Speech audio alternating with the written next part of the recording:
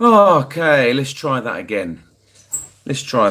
So, attempt number 2, general talk from home. I was streaming before on my phone. I had to cut the stream early because I had an incoming call from my dearly beloved, which was nice to speak to her, but a little bit annoying at the same time. Hello, Patrice58. Good to see you again. So, let's start back at the beginning. I've got a bit of a dilemma at the moment. Yo, back again. And I want to get my PC fixed. I'm going to just summarize in case there's people that haven't seen this yet. Homemade gaming PC went wrong, broken. I know what needs fixing. What needs fixing is it just can't be replaced anymore because it's obsolete. How are you, pal? I'm good. I'm not too bad. I'm gonna make the kids some lunch after I do this live stream. But you know the part that I need is obsolete now. You can't get them, and when I do find them online, they're ridiculously expensive, which is a bit of an issue for me. To the point where it's for double the price of the part that I need, I can buy all new, brand new, up to date, really good bits. So you know. It is what it is, but it is a gaming PC, which I'm going to be using for video editing, which I've actually found the program I paid for, the 4 generations prior to that program is actually on the missus' laptop, and she's got it free. So I could just use that, but my missus' laptop is slower than my nan getting out of bed.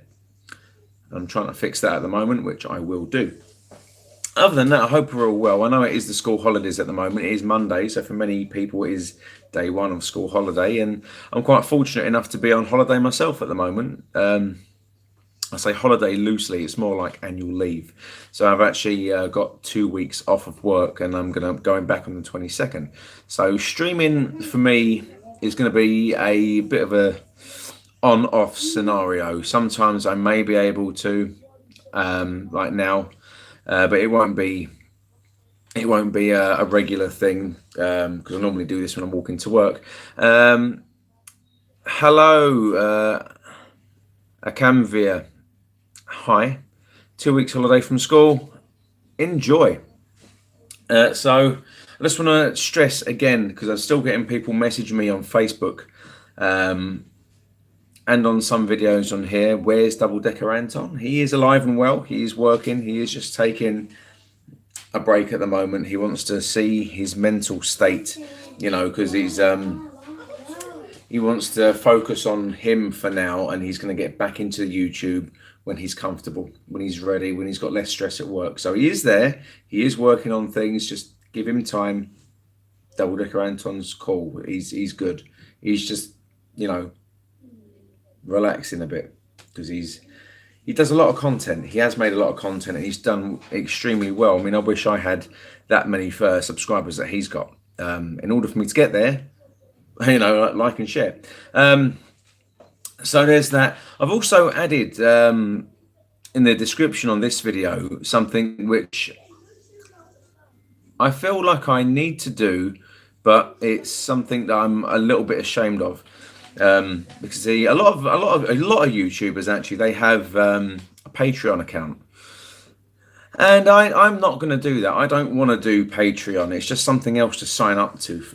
So that is how they make revenue, because I'm not monetized. You see, I just scrape over the boundary for. Move out now, please. Out, get out. But it's laggy in there.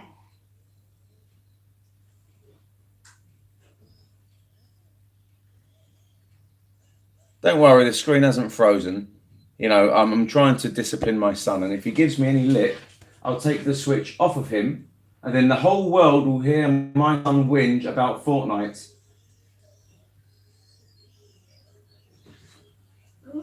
Turn it down. Now, if you whinge, I'll take it off you and Oliver can have it. Is that understood? Yes. Right. So, this is again my kids not listening to what they've been told. Don't come in here when I'm live streaming. But there we go. So what happened is I don't do Patreon. A lot of the other YouTubers, they have Patreon for additional revenue. I'm not monetized yet. I've got just over the boundary for the subscriber limit. or the minimum. But I don't have the watch hours. I need 4,000 watch hours, which I'm currently on 1,530 something, which is a lot for me. You know, I appreciate everyone subscribing and watching my videos. And I do try to make content which is varied and interesting and talk about all sorts of different things. But I don't do Patreon. However, what I have done is I've put a link in the description to my PayPal Me. So if anyone wishes to make any kind of donation whatsoever to help me and my channel, if anything, to help me fix my computer so I can actually start editing videos the way I intended to in the first place, and also get a decent camera, because you know I do everything on my phone, you know, on that thing, and I want to be able to make content using an actual camera, as well as going live. I mean, I love going live, to be fair, because it's good. Like now I can see what people are saying and I can interact with you, but I want to make content with an actual camera, you know, that I can actually use. But it is what it is, you know, and I don't want to sound like I'm begging, but any help would be gratefully appreciated, as most other YouTubers seem to get away with it, and I'm struggling with it really. So other than that, so what else is happening in London at the moment? Today is the 8th of August, which means we have the new ultra low emission charge in London. You can get a bit of a better seating position. There we go. There we go. Head and shoulders, you know, the mural of my family here, you know, that way. Look, just there, you know. But we've got the new ULEZ. And what that is within the congestion charging limits or boundaries in London, you have the ultra low emission zone, which is £12.50, 7 days a week, 24 hours a day, which you have to pay on top of the congestion charge. Hence the reason why recently I've had to buy a new car, because next year that is going to blow up to the North and South Circular, which means if I want to drive to work or go to my mum and dad's house or go anywhere really past my road and up to the right, it'll charge me £12.50. So I've had to change my vehicle. And I think that's a bit naughty really, because if they do, and it's a big if, they do extend it out to the North and South Circular, I may, you can't hear me very well. That's very strange. Well, the microphone's not cleared up. The microphone's not covered up.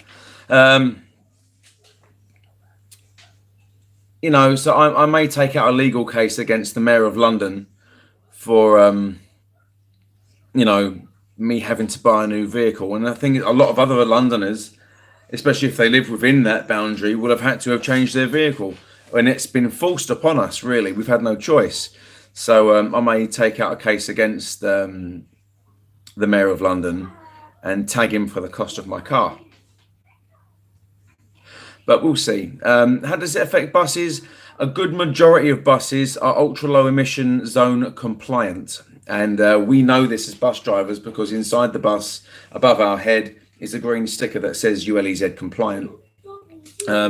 So buses are, if they are compliant with it, exempt. If you've got an older vehicle, say a training bus on X-Reg, that definitely will not meet any sort of emission standards, and those buses will be chargeable, lest the companies that us respective bus drivers work for get new buses for drivers to train on. It just so happens that bus drivers, we get trained on the ropiest of ropey old buses, because the philosophy is this: if you can drive one of those older buses, you can drive anything.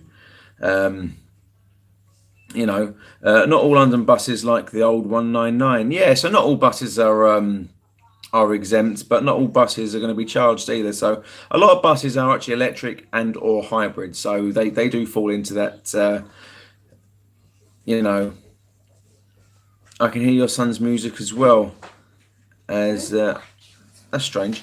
You know what it is I've got 3 children in here that shouldn't be in here, and if they stay in here I'm going to get very annoyed, because I'm live streaming and you're not listening to a damn word I'm saying. Get out before I knock your heads together. Do you understand me?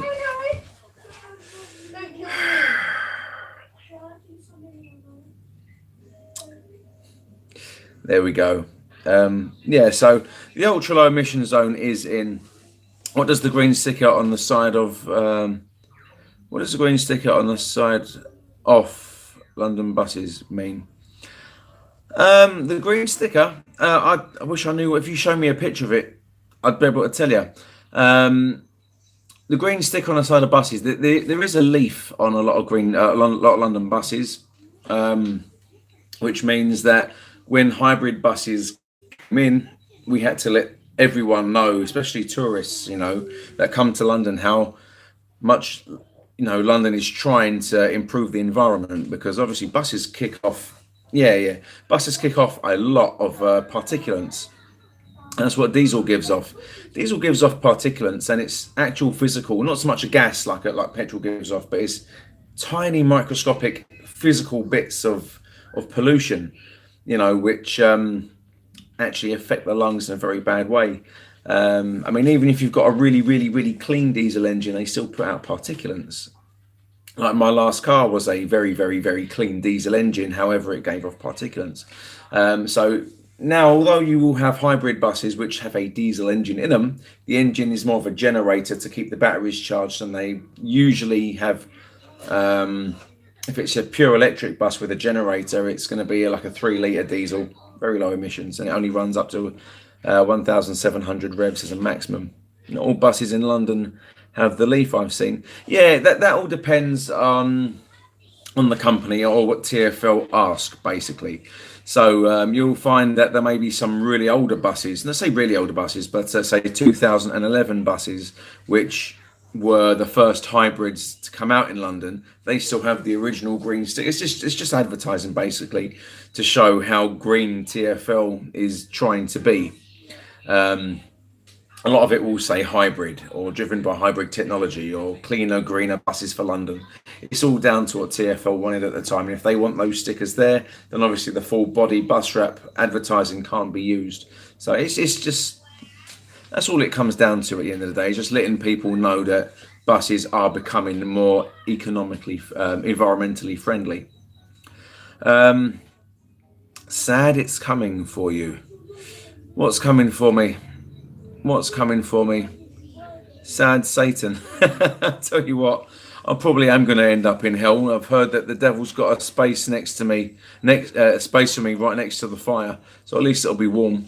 Petrol or diesel or electric? What is the best type of bus to drive? Well, to be fair, there are no petrol buses. None. There are no petrol buses at all. They're all diesel or electric. I mean, the only fully electric buses are plug-in. They charge overnight, and they're single deckers. Speaking of which, just want to plug a load of people. I want to put this in the description after it's done, though. The YouTube in bus drivers. You've obviously got double decker Anton, but go and find London Decker.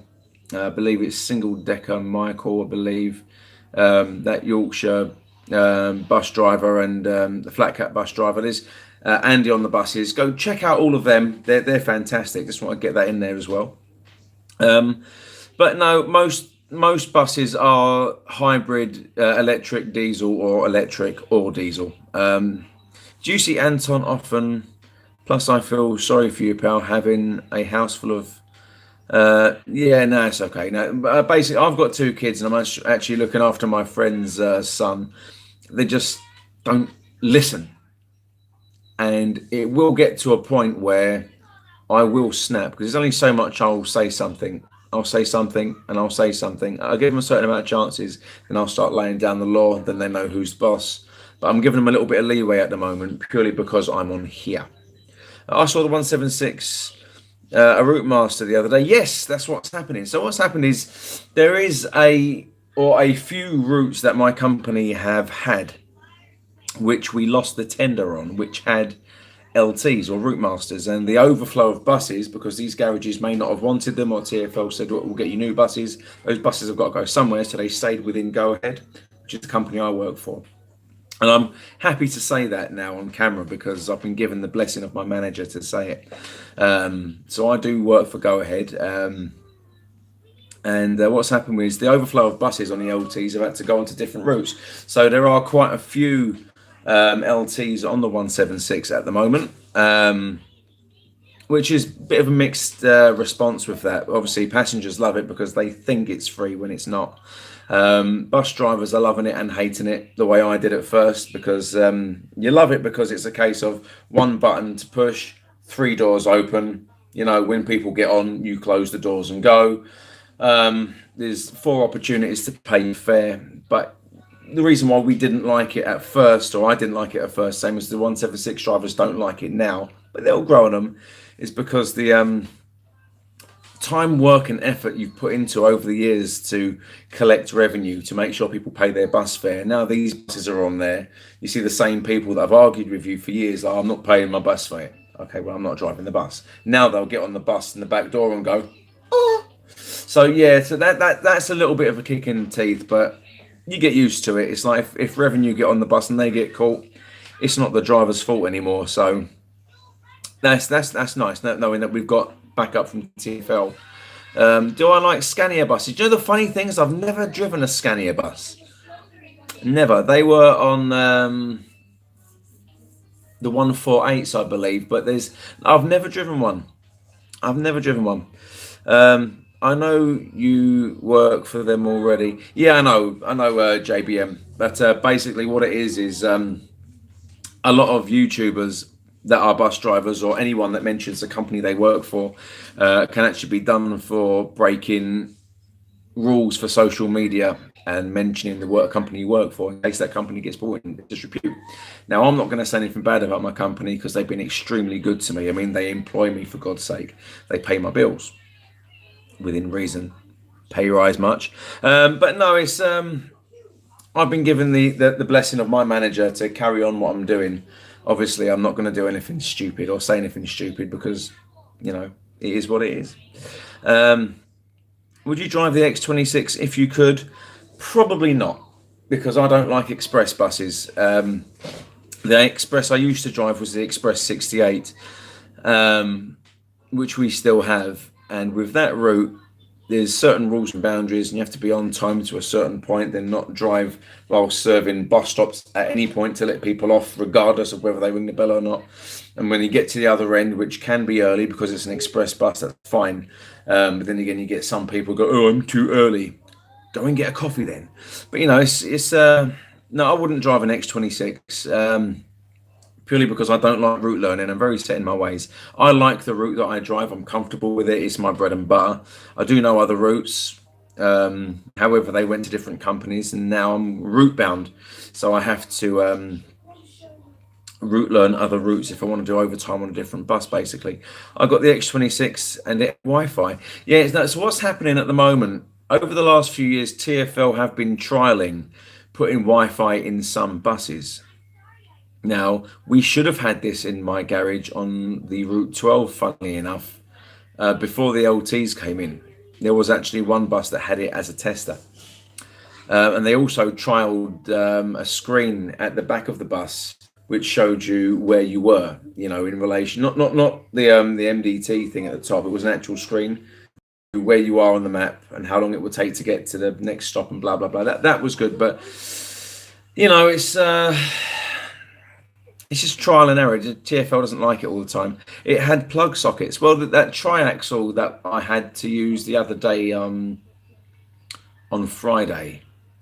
Yeah, I have the triaxle on Friday. That actually has on every seat USB socket if you want to charge your phone. Personally, I find that a bit dangerous because if everything's plugged in at once, hypothetically, who's to say the bus isn't going to surge the wires and blow your phone up? I find that I don't like it. Where I work, the buses are a nightmare. The next stop is every 2 minutes. Yeah, you know, it is what it is. You know, London's very unique. London is very unique when it comes to the transport infrastructure and the travel system. I mean, you go most other cities in the UK or anywhere else within the UK, and buses are not as regular as here by a long shot. Why did the 202 become a double decker? I don't know. You may need to ask the company of the 202. That I believe that's going now, and I believe it runs out of Croydon. So I couldn't say. It's not my garage, not my remit. Sorry. But no, with London buses on low frequency routes, which is most single decker routes, you're looking at a gap of between 8 and 12 minutes respectively, up to 15 minutes. And on high frequency routes, you're looking at I can comment on my route that I drive. You're looking at around about every 5 to 7 minutes. That's the headway. It's the gap between each bus. So they're very, very regular. Even the low frequencies are very regular. What you'll find is anywhere else in the country, it may not be that regular. You may be looking at every 10, 15, 20, even half an hour. So London's very unique with the amount of buses that we actually have. Let's read some more comments. Do you live in London? Yes, I do. I do live in London. I'm a London boy, born and bred. I do love my city. It's my home. You know, for me personally, London is the greatest city in the world. It really is. I mean, everyone will say that about where they live, but for me, it really is. I love driving through it. I love seeing the buildings, the architecture. Why is the 12s London's most regular bus? Because it goes in the centre of town, basically. I don't think it's London's most regular bus,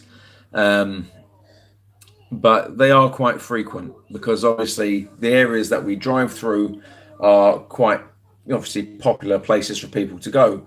So obviously, if those buses run on a regular basis, people are getting where they want to go to with minimal effort. So that being said, there is a rumour, and it's only a rumour. I can neither confirm nor deny this. There is rumour that some buses are being taken off of the 12, so the service will have to be adjusted. Every 2 minutes, I see a 12. That is unfortunately okay. Okay, I understand what you're saying now. Basically, on the 12s, you've got peak time and off-peak time. Majority of the day, you're looking at a 6-minute headway, respectively, which is 6 minutes between each bus. At peak time, they can run every 3 to 4 minutes apart. However, some drivers, and I'm not going to say all, there are some very few drivers, and this is across every route from every company in London. Some drivers take it upon themselves to drive a bit too close to the bus in front, which actually affects every other bus behind. Because if you get too close to the bus in front, then obviously you have to hold back, and then you hear, the driver has been instructed to wait at this bus stop for a short time to help even out the service. You hear that, and obviously if that driver then holds back, then the bus behind will have to hold, and the bus behind will have to hold, and so on and so forth. And then everyone gets annoyed, all because one driver decided to drive too quick to the bus in front. So it does get quite frustrating in that respect. But so I haven't done anything with my Barnet today. So in regards to my PC though, I'm struggling. I've got what I want in the Amazon basket, and I'm trying to find the willpower not to push that button. Equally, I need to fix my machine, so it's balance. So let's have a look. Why do some bus drivers leave the first stop late? I can tell you exactly, and JBM Travels, just want to let you know, I will answer that other question. The reason why bus drivers leave the stop late, there's a few reasons. The first reason is instruction. You see, sometimes we'll be given a later departure time because the bus behind us may be running late due to excessive loading or traffic that I managed to get through that driver got stuck in. So if that bus behind me ends up running late and I get to the stand at one end on time, in order to balance things out a bit, it may say to me, 213, are you receiving? Over? Hit the foot switch. Yeah, 213 receiving, send your message.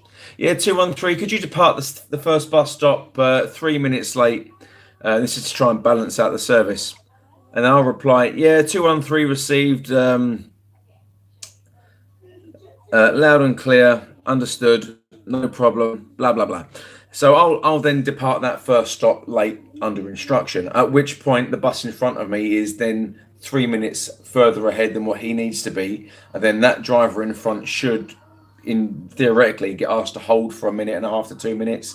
That way we start juggling things and balancing things out. The other reason why drivers leave the first stop late or leave the stand late is unfortunately, and again, this is all companies, all bus drivers, not all bus drivers, but across all companies, they sit there or stand there looking at their mobile phones. That's all it comes down to. Or they go to the toilet and spend 20 minutes having a poo, which unfortunately is a thing. Some drivers, they take the mick literally by sitting in the toilet for way too long, which is annoying for other drivers that actually genuinely need to pee. So you've said Amazon, not eBay.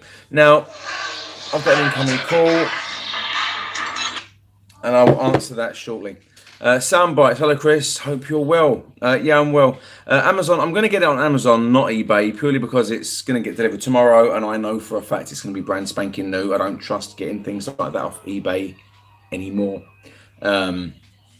Too many horror stories, too many untrusted sellers. So there is that. Anyway, I'm going to go. I need to call my friend back, and I'll catch everyone extremely soon with any luck.